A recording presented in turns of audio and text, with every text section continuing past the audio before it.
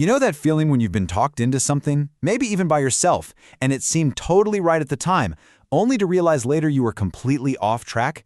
Well, today we're diving into a 900-year-old masterpiece that literally maps out that subtle art of deception, and we're looking at how its timeless wisdom has been given a fresh update for our incredibly complex modern lives. So what we're looking at is a new summary of a classic work called Talbīs Iblīs, which you could translate as the devil's deception. And what's so wild is that it shows how these ancient psychological traps haven't just, survived for 9 centuries. They've actually thrived. They're more relevant than ever in our world today. To really get why this book is such a big deal, we first have to wrap our heads around this powerful, ancient concept that's right at the heart of the whole thing. Now, we're not talking about obvious, in-your-face lies. Talbis is way more sophisticated. It's the psychological trick of dressing up a falsehood so it looks just like the truth. It's about twisting the purpose of something you're doing even while the action itself looks perfectly fine on the outside. It's all about making a mistake feel completely right.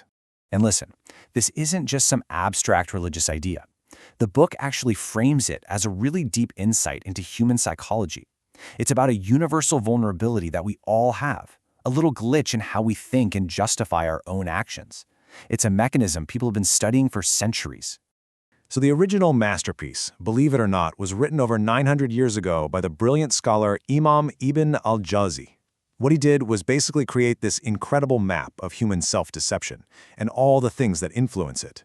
Now, you fast forward to today, and an author named Maud Ahmad Khalid has created this brand new summary just for us. Okay, so if the wisdom in this book is so timeless, you might be wondering, what's the holdup? Why do we even need a new summary in the first place? Well, it really boils down to 2 main hurdles. First, the language. It's just from a different world. It can be really dense and tough for a modern reader to get through. And second, a lot of the examples he uses are tied to these super specific historical arguments and events from 900 years ago, which can make all these powerful insights feel, well, a little hard to relate to. And that is exactly where Maud Ahmad Khalid's new work steps in. But listen, this is not just a shorter version of the book. The author calls it a complete analytical re-engineering of the original, built specifically for the modern mind. Let's be really clear about what that means. A normal summary might just, chop out a few paragraphs here and there to make the book shorter. This analytical summary does something totally different. It actually reorganizes the chapters, pulls out the absolute core ideas, and, this is the key part, it analyzes the underlying psychological and social structures of deception that Ibn al-Jawzī was describing all those years ago. The author's whole goal here was to keep the soul of the original book intact, but make it readable for us today, not as some historical critique of groups that don't exist anymore, but as a practical study of how deviation happens again and again in every single era, including our own. So how in the world does this new summary actually do that? Well, it uses this really smart 3-level system in every single chapter to build a bridge from the past right into our present.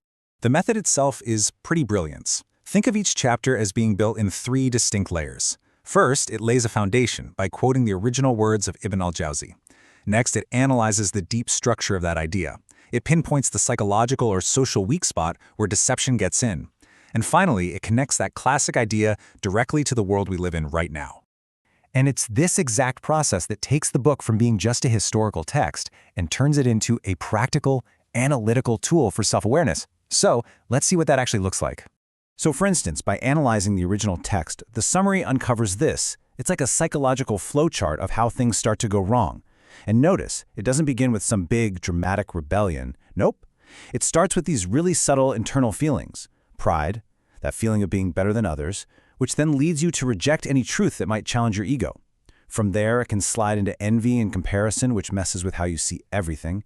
And from there, it's a really short jump to self-justification. And finally, to dressing up your mistake to make it look right. All right, so this brings us to the most important question, right? What's the practical benefit for us? Why should you or I actually care about these ancient ideas today? The original book is filled with these amazing analogies, like this one. The heart is a fortress and your mind is the guard at the gate. And there are always these temptations circling around, just waiting for that guard to get lazy or distracted for a second. This book is basically the training manual for how to keep that guard sharp and vigilant. And look, reading this isn't about pointing fingers at other people. It's a toolkit for building your own inner awareness. It teaches us that the biggest dangers are often disguised, And they don't always come through the door of obvious sin. Sometimes they sneak in through the door of obedience itself, like getting extreme in your worship, or becoming arrogant because of your knowledge. And here's a huge warning from the book, one that the summary really drives home. This vulnerability isn't just for one type of person. Absolutely everyone is a potential target. Nobody is immune. Ibn al-Jawzī actually dedicates whole chapters to different kinds of people.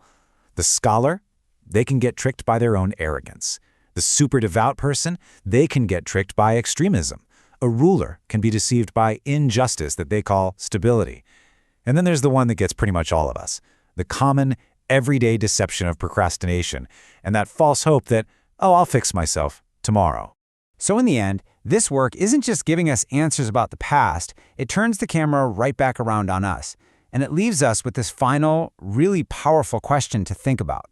If the most dangerous deceptions are the ones that look just like the truth, then how certain can we really be about the truths we think we know for sure?